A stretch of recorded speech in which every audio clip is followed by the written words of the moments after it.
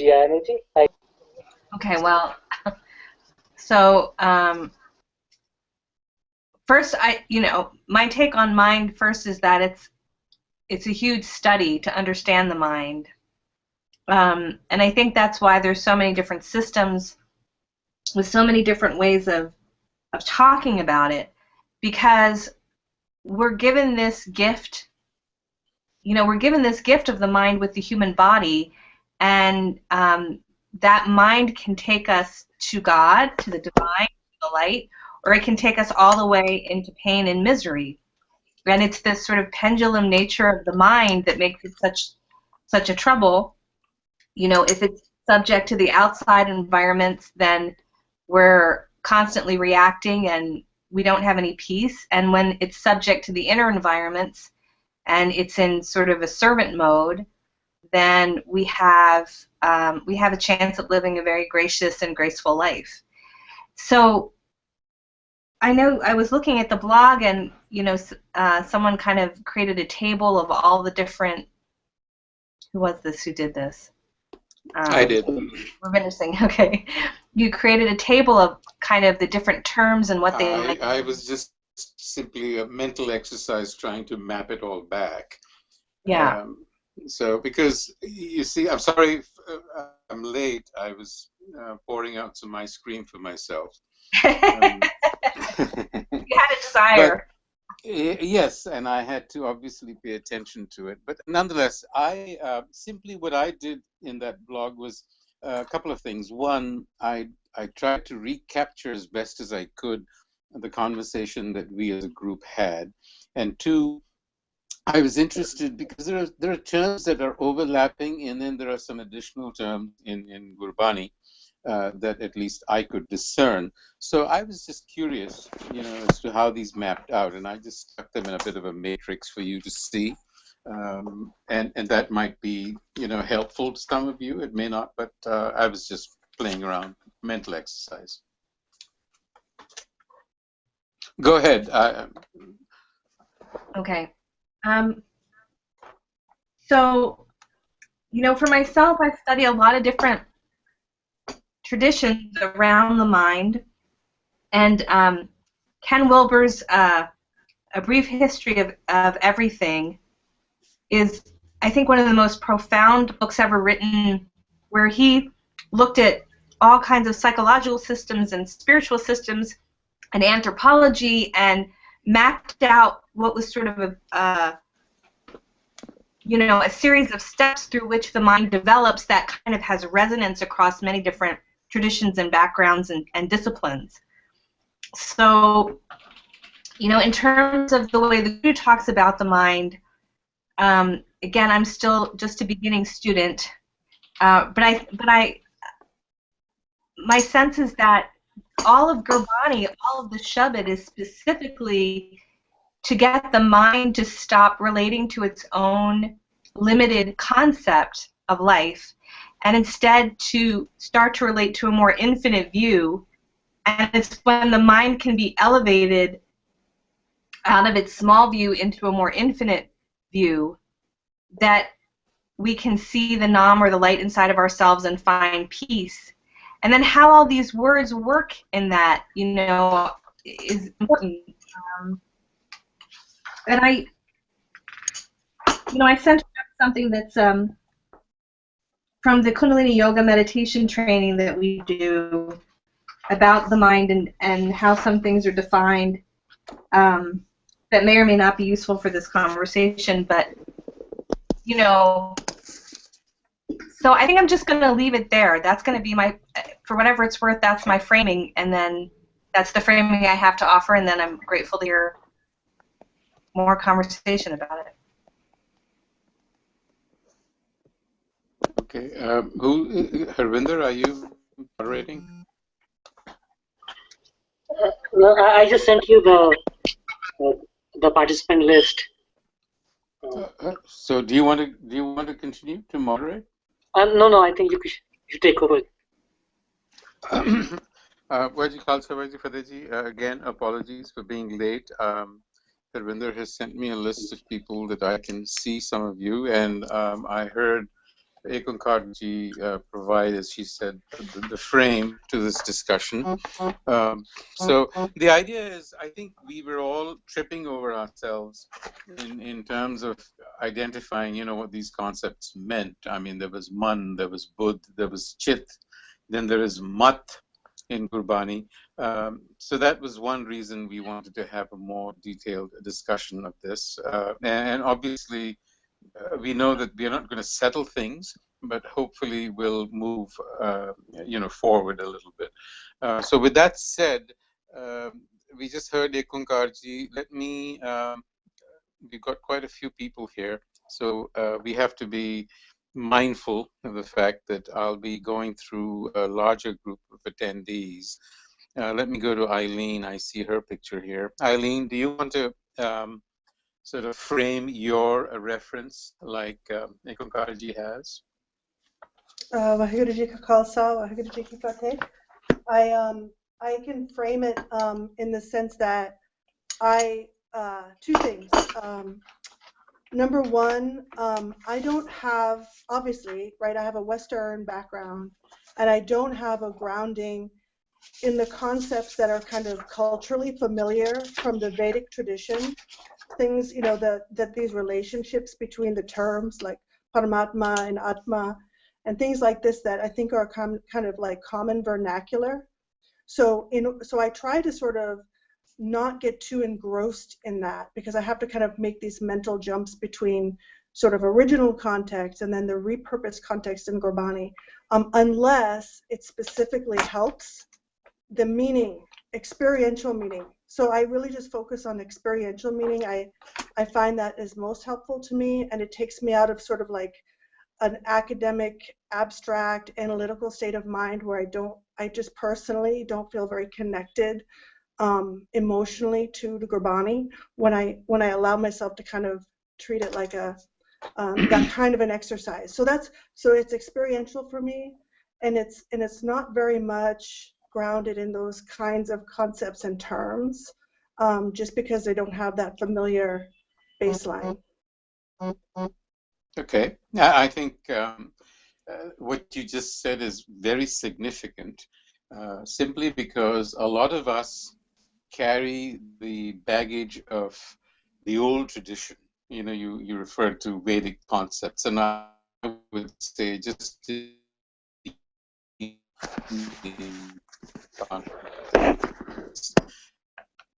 some of the lotus, I mean, for those of us who have spent any length of time in India, more or less some of these terms have very common, I would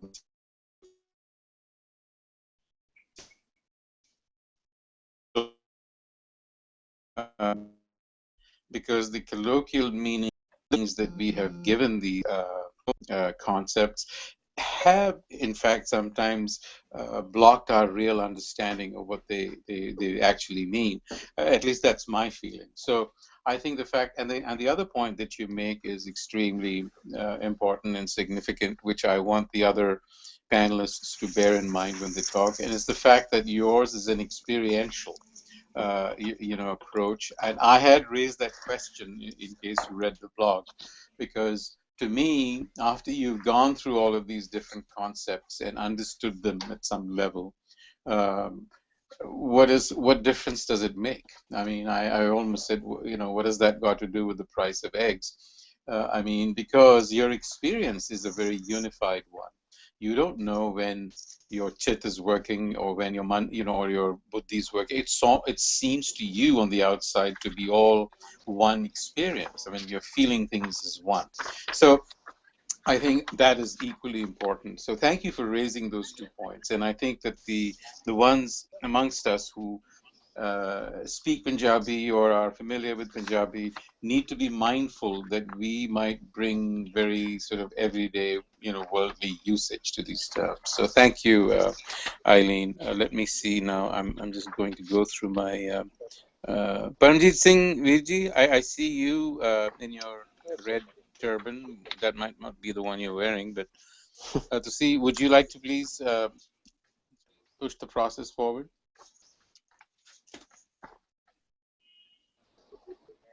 wanted to alert you. As you were talking, a few of the words were cut off. Just wanted to bring that one. Uh, I read the blog, and I come from it could be a little interesting that I try to understand what these concepts mean unless I have some understanding, some at a low level, let's say that I cannot experience things. You can experience things, but that experience then I cannot relate to is actually mind we are talking about. So I go back and I say I have to have some basic understanding of mind. But then you go back and I look at the literature outside Gurbani.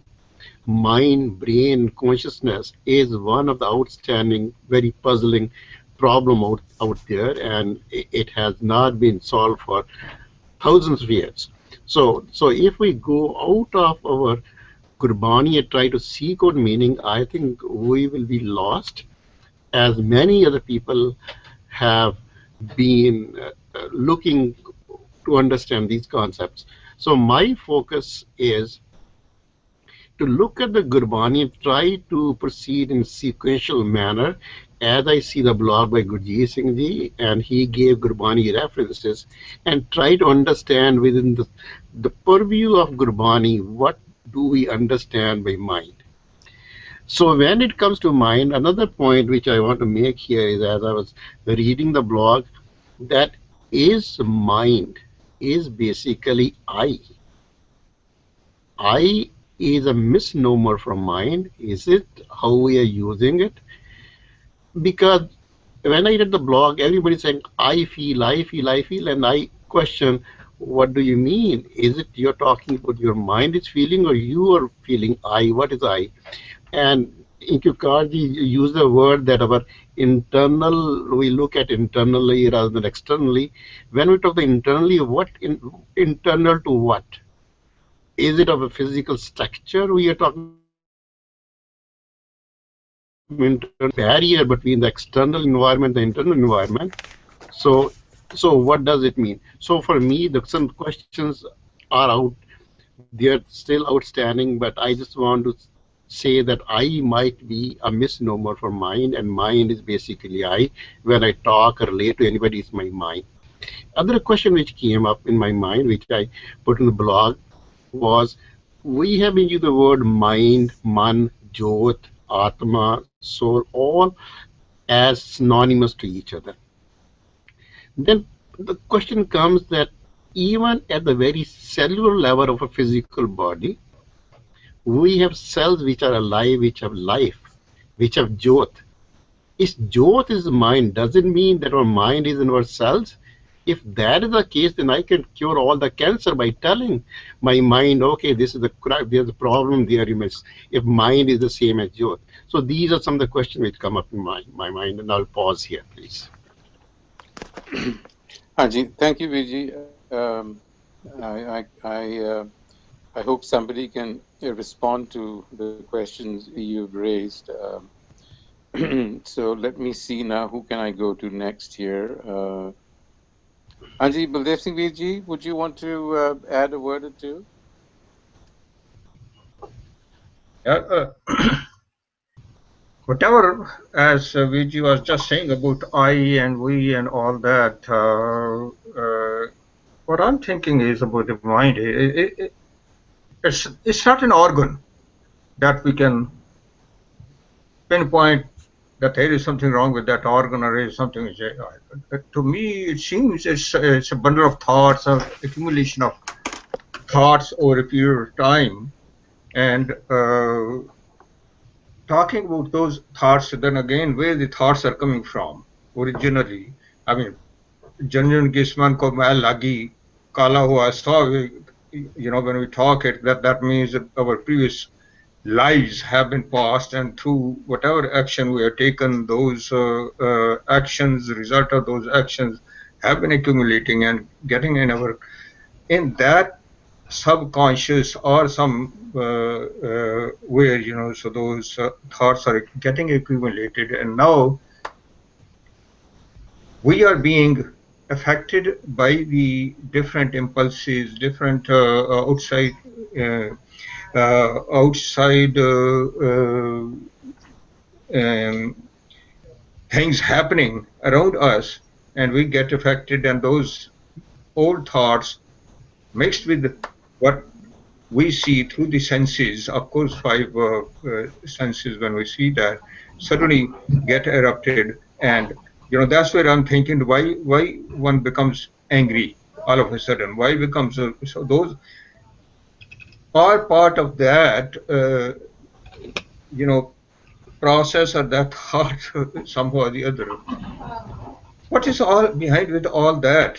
So different people are talking about different things, that the mind is consists of four things. For example, somebody says that it is thoughts, which basically, let's say the thought comes, and then I say that I'm going from one city to the other city, and then somebody says that, okay, the intellect comes in between and then starts analyzing it. Okay, there are different ways of reaching that goal wherever I'm trying to reach that city at that particular place, and through that intelligence is working and trying to analyze it, and then my chitta is coming and then trying to guide me over there, okay, by how best I can reach there. And then I think you mentioned at one time the ego comes in and ultimately decides, okay, well, I have taken a decision, so I'm going to follow this route. So I mean, those are the thoughts which some people are talking about.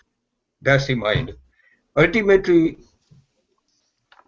Gurbani ਦੇ ਲਿਹਾਜ਼ ਨਾਲ ਜੋ ਕੁਝ ਮੇਰੇ ਦਿਮਾਗ 'ਚ ਆ ਰਿਹਾ ਹੈ, ਆਪਣੇ ਮਨ ਨੂੰ ਸਮਝਾਉਣ ਦੀ ਕੋਸ਼ਿਸ਼ ਕਰ ਰਹੇ ਹੈਗੇ ਆ, ਉਹ ਕੀ ਚੀਜ਼ ਹੈਗੀ ਹੈ ਮਨ ਨੂੰ, ਔਰ ਜੇ ਗੁਰਬਾਣੀ ਦੀ ਓਟ ਲਈਏ ਤੇ ਜਿਸ ਤਰ੍ਹਾਂ ਉਸਦਾ ਗੁਰਬਾਣੀ ਵਾਸਤੇ can you stick with English, please?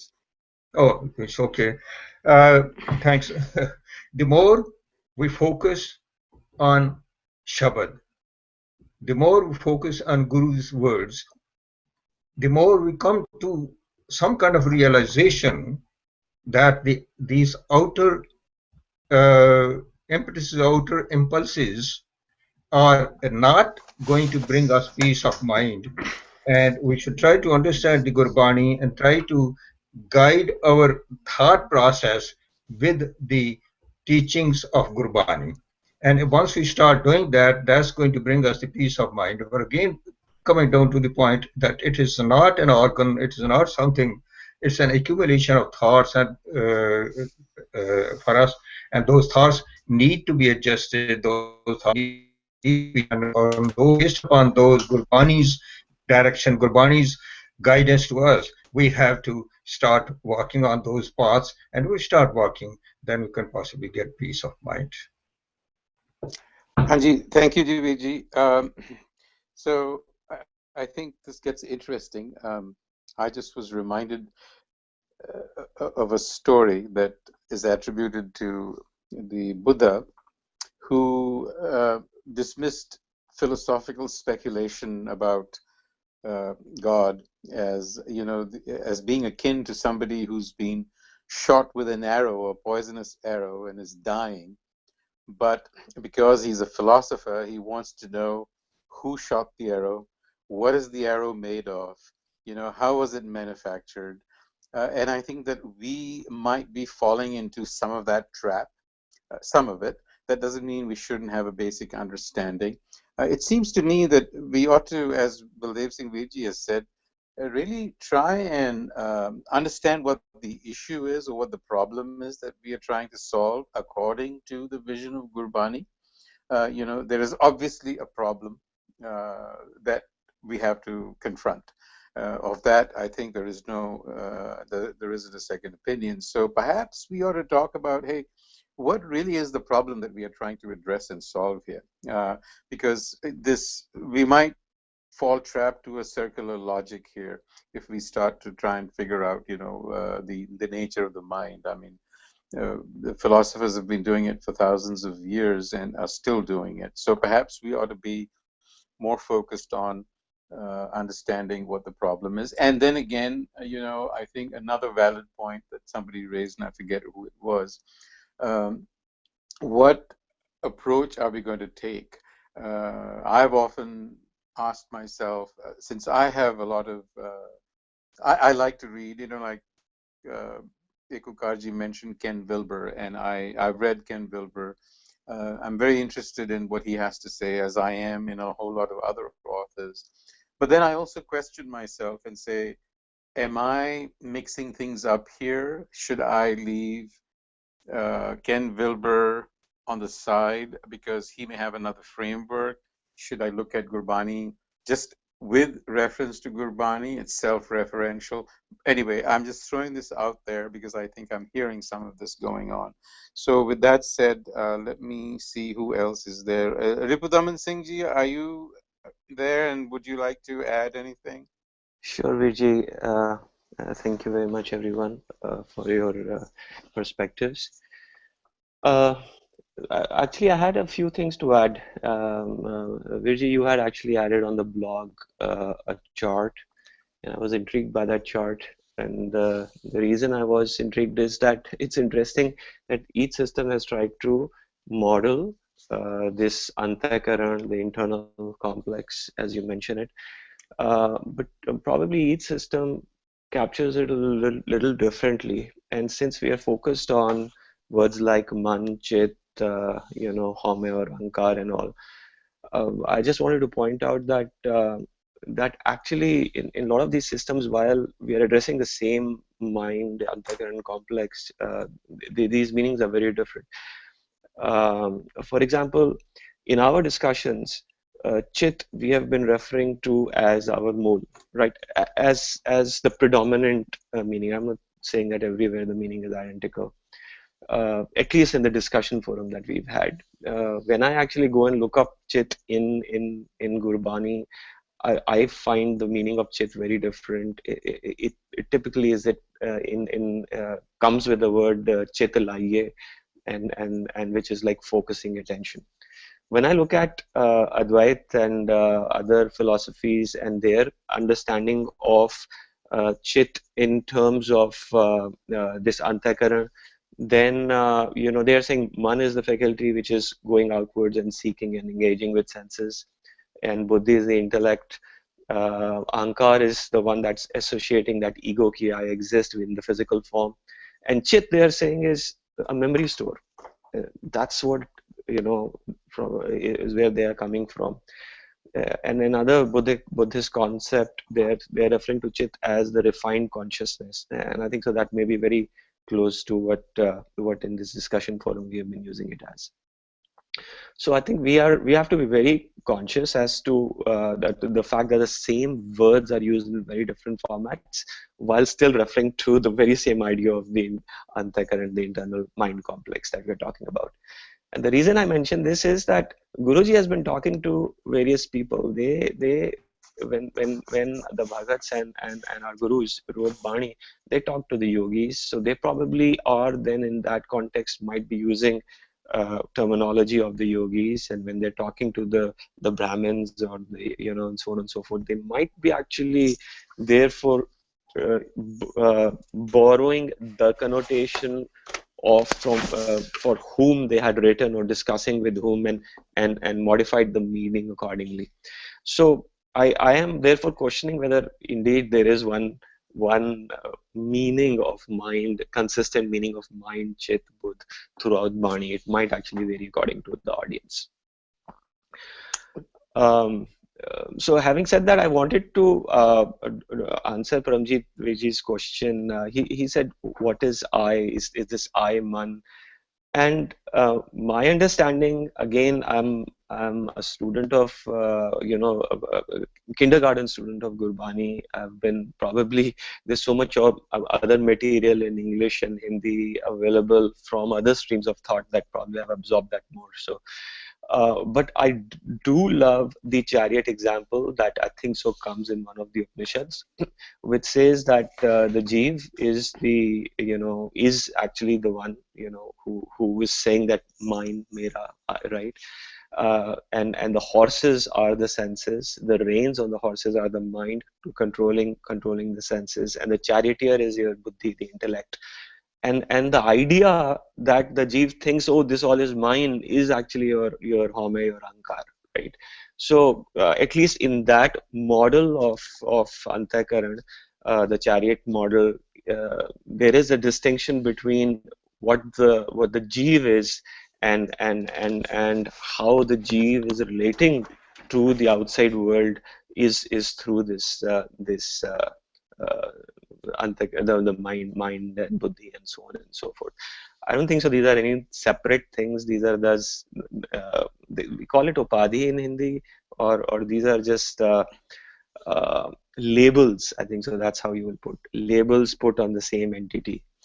One last comment, Virji, and then I'll shut up. And it is that the one system that I saw missing from the blog was actually the modern scientific system. And the modern scientific system, at least, is rooted in physical brain, in our neurons.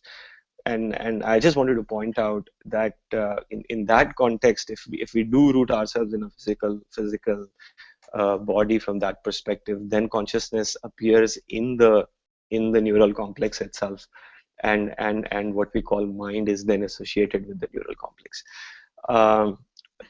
I'm obviously confused, and somebody in the forum said it's better to be confused than to hold on to wrong models. So I hope I remain confused till I'm absolutely sure where I have to what model I adopt. So thank you, Ripudaman. Thank you.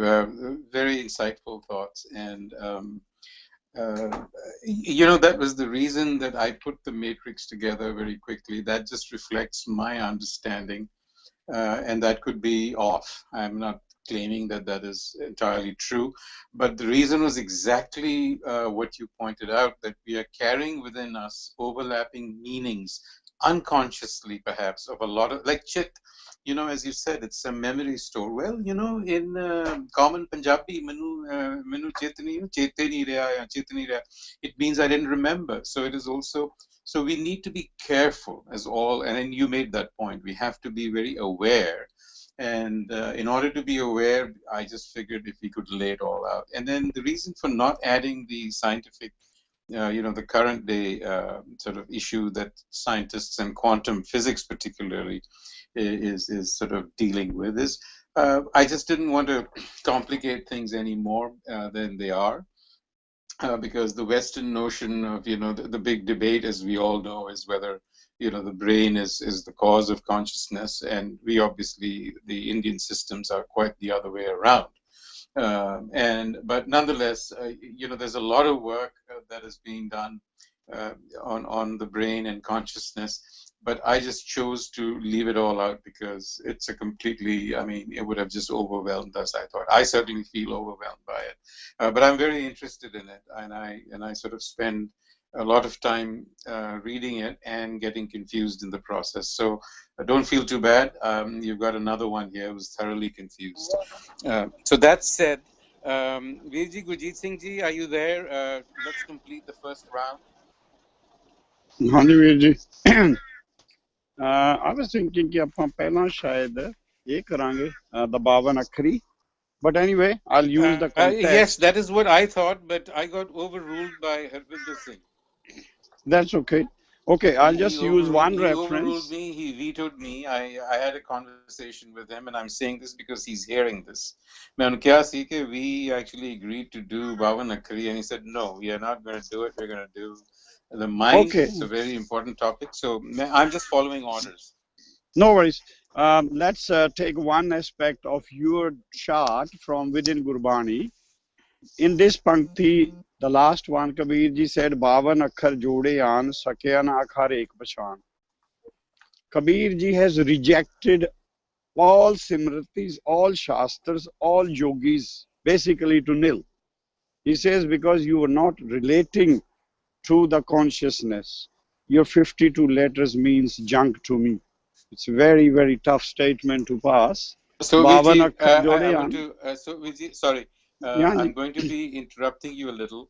What you're saying is, can you help us understand when he rejects Simritis and Shastras? What is he talking about? He only talks about the Ved is the only true Gyan, which I think Eileen has mentioned. Non-Vedic stuff is not worth trusting. He's clearly said that. Because 52 letters used all the scriptures before Gurbani was written. He is the first writer of Gurbani. Kabir ji starts with Gurbani. He is the initial writer, and all that Gurbani is already in Gurbani.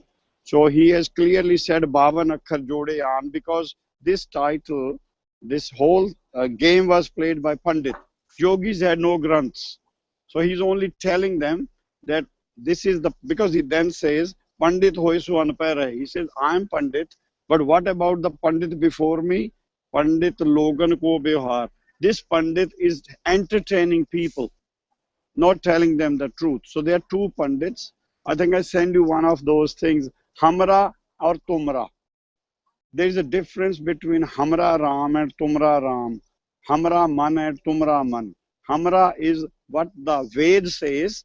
Tumra is what non-Ved says. That includes the whole of the knowledge which is not Vedic. So Viji, when you say Ved, are you referring to the four Veds?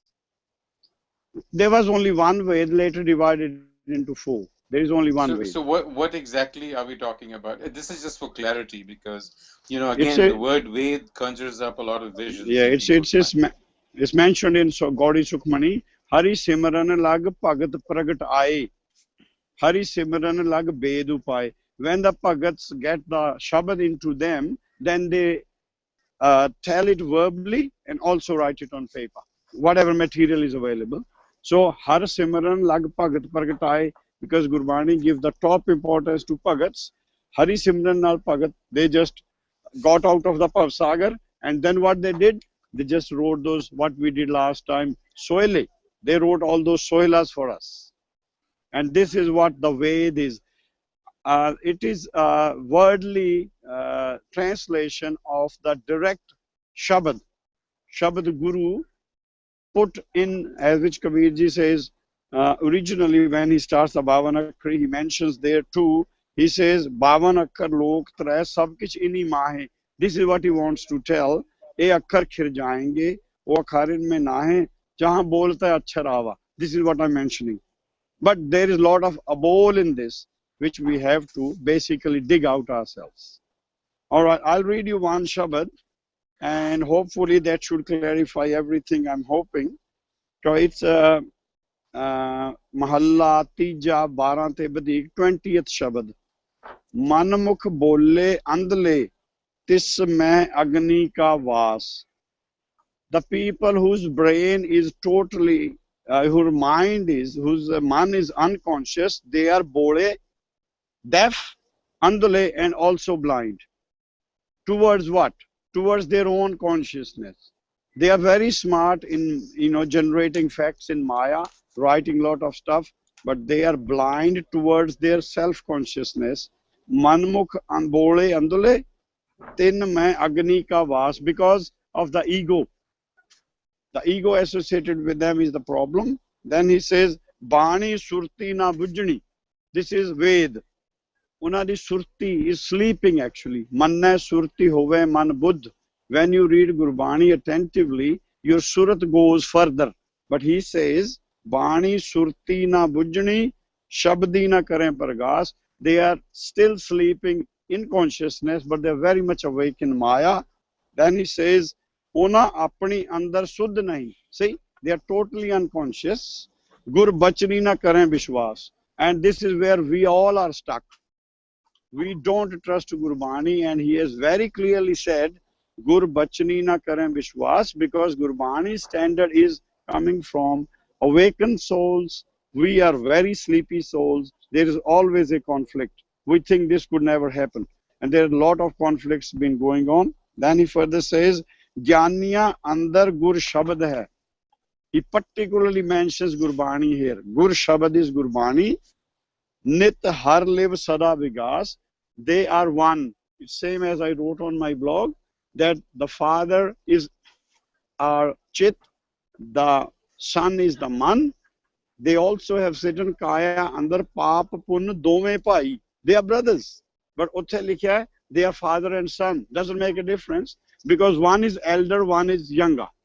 The man is younger and the chit is elder. The chit is awakened. The man is sleeping, but after hearing sometimes, it becomes semi-conscious for some minutes. When you go to Gurdwara, it is semi-conscious, but goes to sleep again. So our conscious is one part is fully conscious, one is fully unconscious. The unconscious revolves between fully conscious and unconscious stages as the, depending upon what time or what sort of situation we are facing. And in the end, he says, Hari Gyanya ki rakhda, aur sadbal Hari jas. The Hari gives special attention to, the Shabad Guru gives special attention to Gyanis. That's why I say Hindu anna Turku kana dohate Gyani syana. The Brahma Gyanis are specially being looked after by Shabad.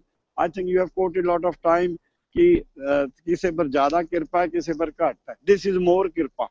The one who has broken up, who has pulled up their mind from Trikuti, put them in the Hirda, he looks more after them. That's what is written. And the last line he says, Gurmukh jo hari sevde, jan nanak taka das. Nanak is basically giving his opinion that I am bowing in front of such people, such jans, who has broken their, who has uprooted their consciousness, which is unconscious towards the mool. That is the achievement they have achieved, ji.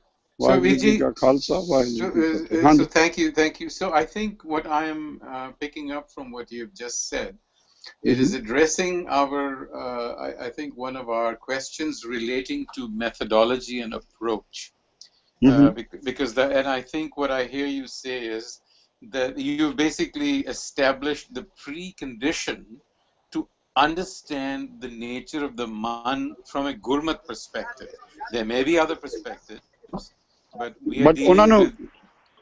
Video no reject kita hoya, 52 अक्षर जोड़े Understood. Yep, I understand. Right. So we are looking at things from a Gurmat perspective. Therefore, what you have just outlined for us becomes the basis for our approach to understanding this. Am I right in summarizing what you just said?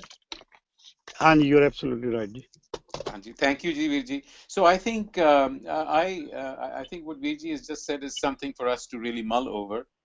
If we are going to understand Gurbani, then we must use Gurbani as the yardstick for what it's telling us. And while we might all be very interested in reading a whole lot of different stuff, as I do, and a lot of you do, obviously, when we come back to Gurbani, I think what I have tried to do is to see what is consistent with what Gurbani is telling me, and what isn't consistent, I tend not to accept, or perhaps if it is something I can't resolve, I just leave it in an unresolved state and move on. I'm sorry I missed out Charan Singh Virji. I'm told he's on.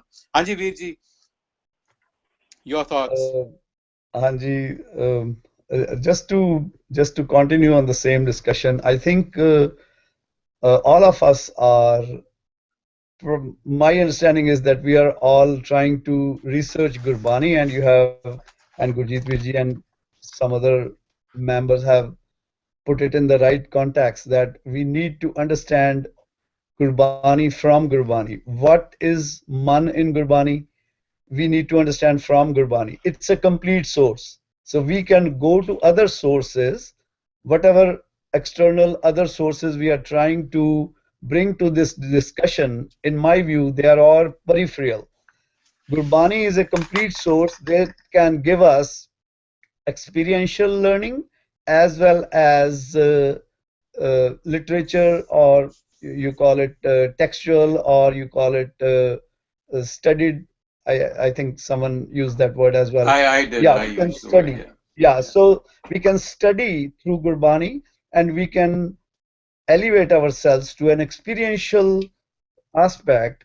Otherwise, we have a nature. Our mind has that nature of being forgetful, and with repeatedly writing our narrative, which we have learned since the childhood, through the Gurbani letters, through the Gurbani understanding, through the Gurbani vocabulary, we can have the ultimate in our experience and our understanding of mind.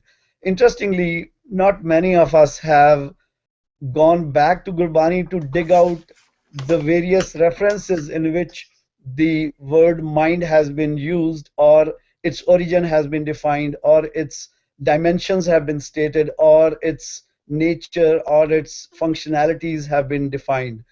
I have added some of the quotes, and the most interesting quote which I would throw to all of you to just see if we could get some insight, if I could get some insight on that, is Naam let man pargat paya.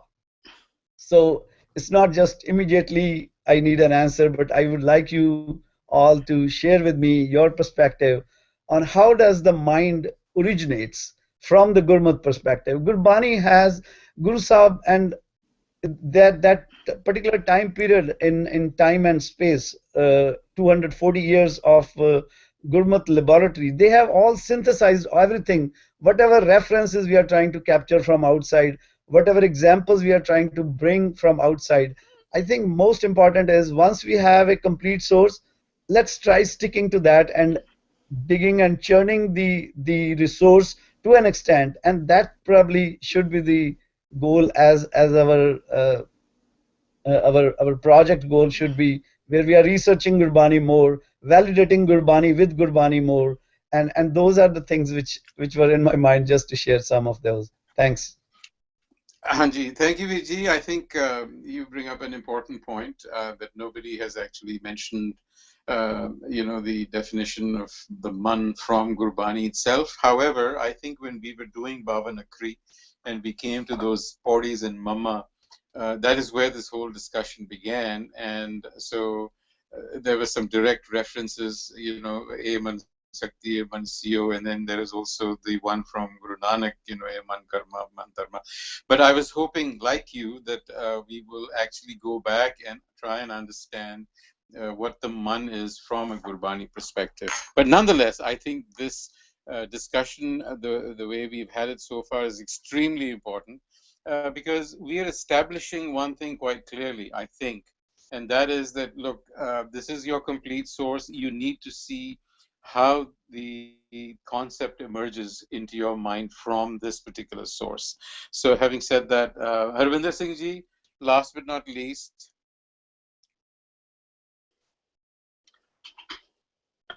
Thank you. I think we also have Gagan on the call if he wants to ask any questions. I'm sorry, Gagan. I didn't see you on my... Vijay, I just had a simple question, and I'm probably echoing what you just said.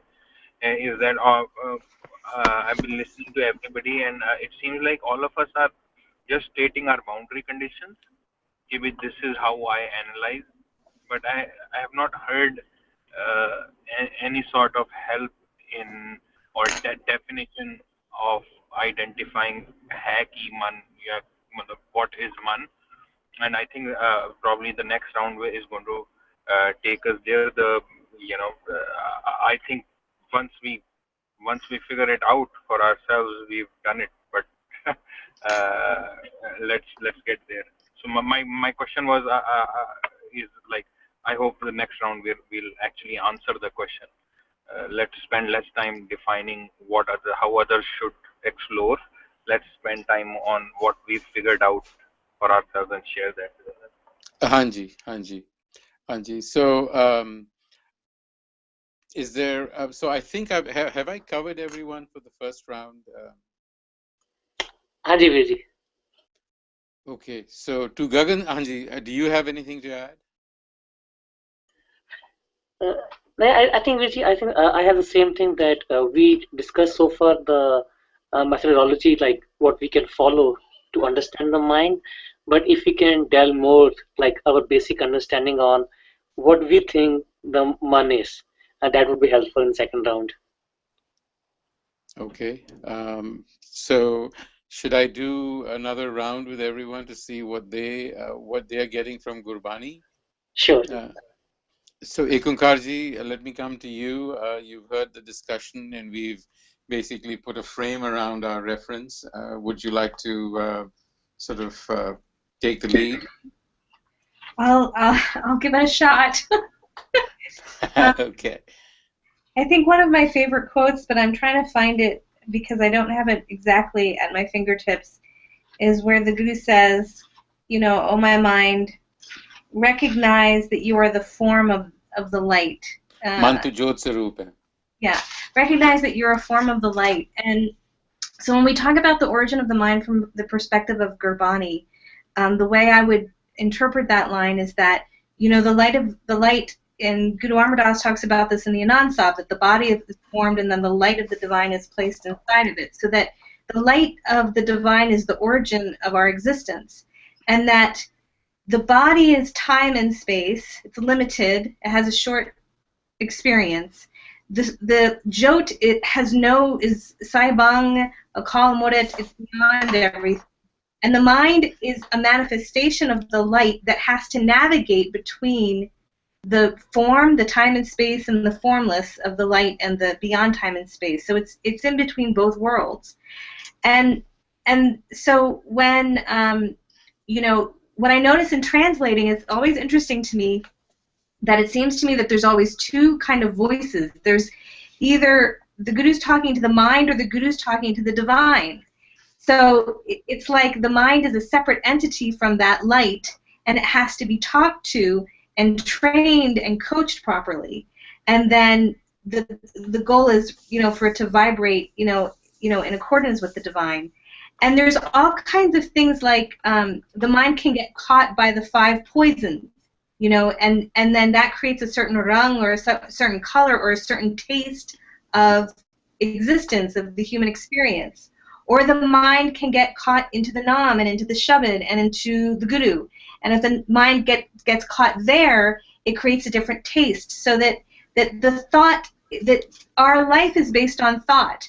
And if the thought is wrong, the action is incorrect and goes off course from where the Jyot wants to go. So it's always about coming back to the Jyot. The Jyot is the purpose. The Jyot is the reason. You're here to serve. You're a manifestation of that Jyot, and you're here to serve the Jyot. And in that, there's all kinds of colorings around the mind. So, Nam Chitta Ave, it's so important. This we say at Das that we need to always be in the attention of the Nam, the true identity, where the mind can get caught in time and space and create a shadow identity, which we call the ego, a false identity, that's actually in competition with the Nam, or the true identity. And the last comment I'll make, I was thinking about this as I was listening to the discussion, is that mind is not in time and space solely, and it's not beyond time and space, but it has direction and movement. So that the Guru is always trying to direct and move the mind the proper way.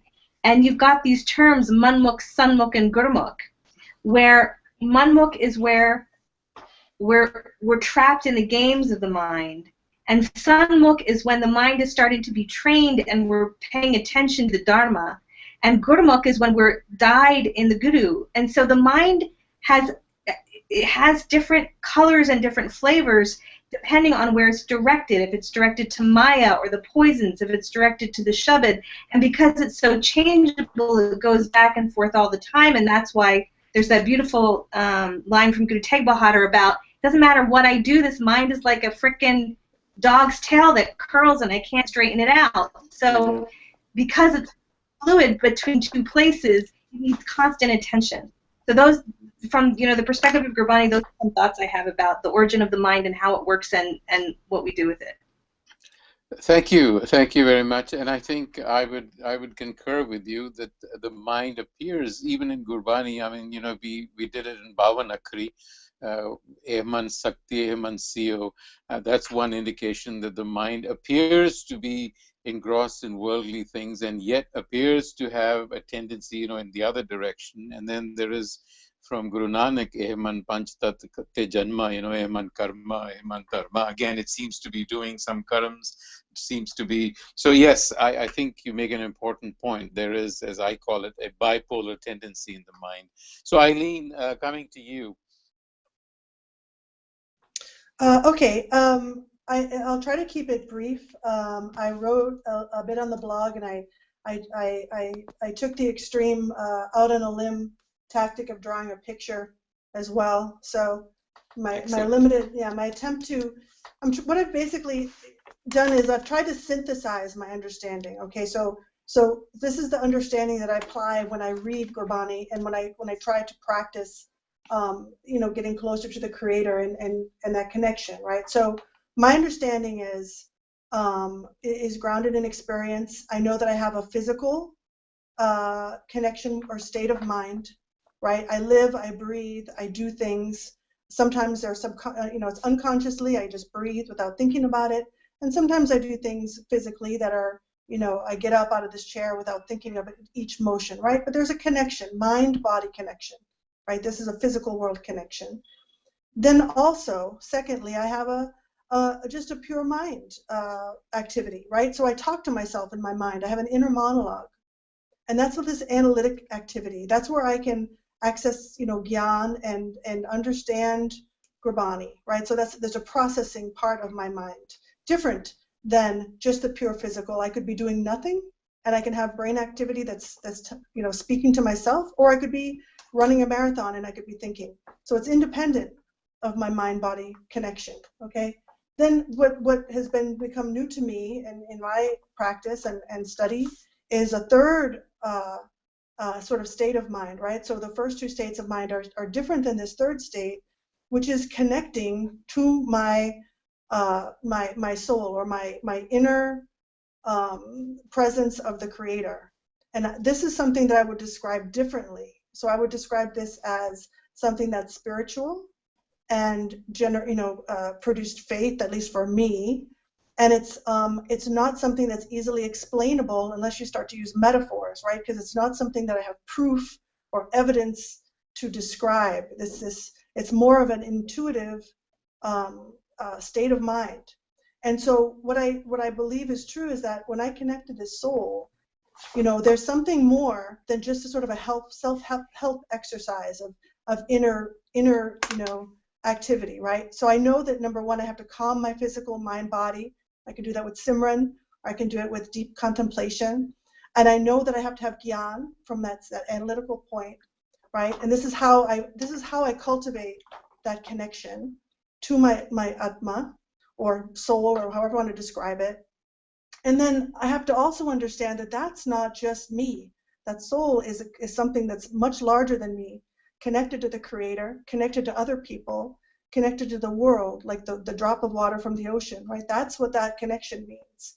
And so as I cultivate that connection through practice and through all of those efforts to get that state of mind to be present all the time, then what happens is, I understand from Gurbani, is that connected state, connected to my soul, becomes now manifest in the first way, right? So in my physical acts, in my deeds, it becomes manifest. And then in my analytical mind, it also becomes manifest. So my inner monologue becomes filled with the connection to the Creator, just as my deeds are filled with connection to the Creator. And it's from trying to make that connection, developing it to make it sustained, so that it sustains, not just fleeting, not just that moment of connection, but it actually becomes part of everything I do. And so that's my understanding of the synthesis of the ideas from Gurbani. Thank you very much. I think that was a splendid example of truly an experiential sort of view things, because you've explained it in such sort of with such grace. I mean, the different states and the connections. Thank you, Eileen. Hanji Ranavirji, back to you. I don't have much to say in this round, please. ठीक है जी. Thank you very much. Hanji Baldev Singh Virji.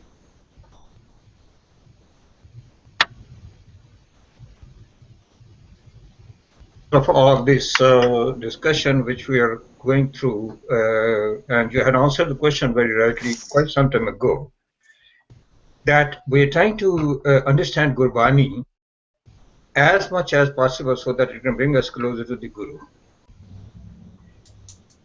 I heard the views, excellent views, Eileen ji, and before that, so Concur ji and other. Couple of thoughts are coming to my mind are: ek man, ek chit, ek chinti ayo. what is the chit over there? Ek man, ek chit, ek chintya, call first kabijno. In very few words, Guruji has chalked out a very big path for us right over there, told us that when we bring the mind and chit, what is chit? Chit basically to me is that conscious understanding, conscious mind put together, we could possibly reach to the Almighty God much faster. Purpose of our life is basically is to merge with the Almighty Soul, to merge where we have come from. The other Shabad is we call Shabad Guru Surt Tunchela.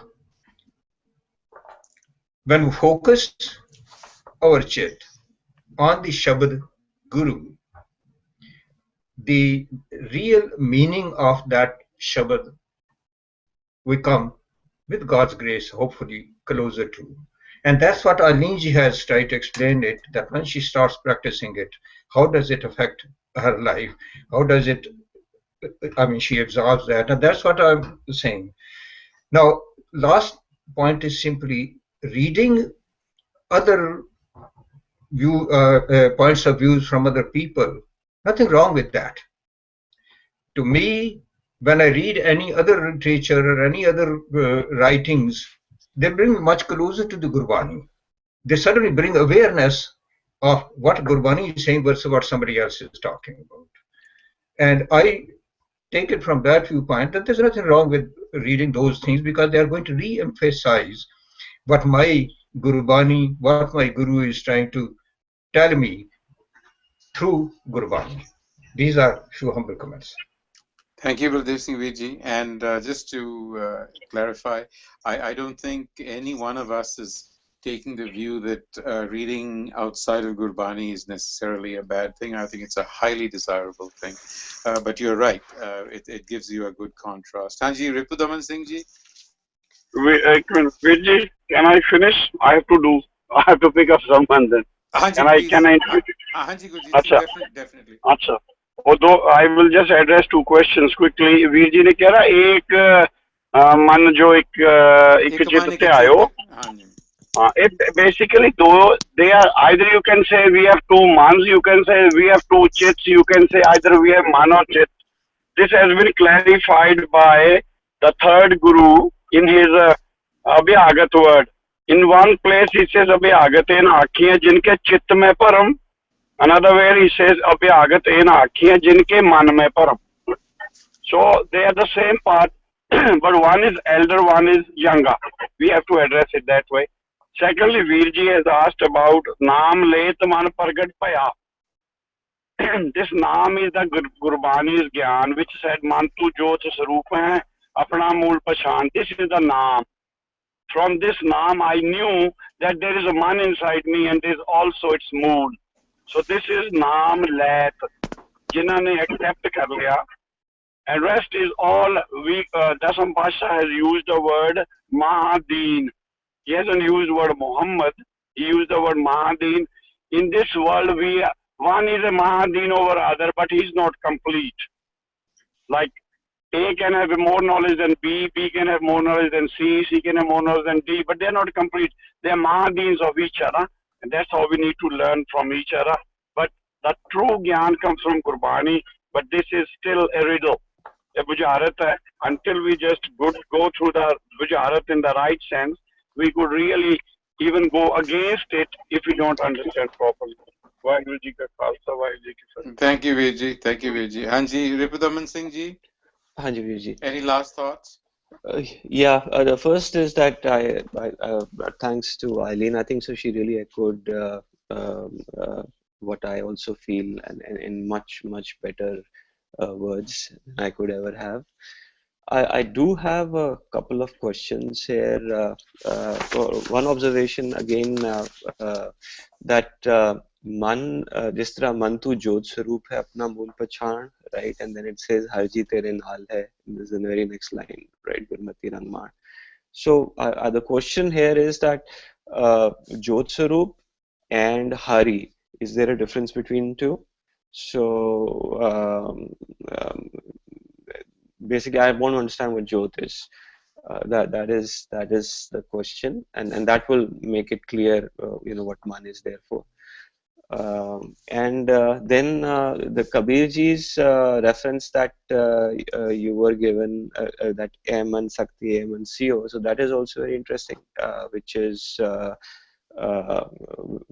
slightly, to me, it seems to me a little different take rather than Jyot Swarup, because M and Sakti bhi hai, to M and CO bhi hai. And then it says Eman Panch Tat Ko Jio, so it's of the supreme essence. So sometimes it seems, when I look at Jyot Swarup, it seems to me that there is a source of the Jyot, and that's the Hari. So in a way, Man is a projection. That is how I was thinking. But then when it says Eman Panch Tat Ko Jio, then here it says no, it's made up of the supreme essence. So I don't know whether the reference of Man is changing here, and therefore the word Man is being used in both the places, but it's slightly different in meaning in both the places, or maybe my interpretation of Jyot is actually wrong. So those are my thoughts. Thank you. Thank you, Ripudaman. I mean, I think we are going to defer these for a larger discussion some other time. But important questions, good questions. We need to understand whether the context is changing, or is there a consistent meaning right through. So yes, absolutely. I think we will address these questions. Can I explain it in a second? Oh, I thought you had left. Okay. I'm still in between. Okay, Eman Shakti, Eman CO is referred about Chit, because you have to read those three bodies in one context. There, Eman is Eman le jo unman rahe. That's where the context is. So, Jyot Swarup is understood very correctly by Ripudaman Singh. As we have also mentioned on this blog, which I have wrote, that one is a root, another is a shoot. So, root comes first, shoot comes later. Man will always be the shoot which lives here in Trikuti. Its mool is with him. And this Man has also been referred as Eman Shakti, Eman Siyo. That's about Hari, not about the other one. Thank you.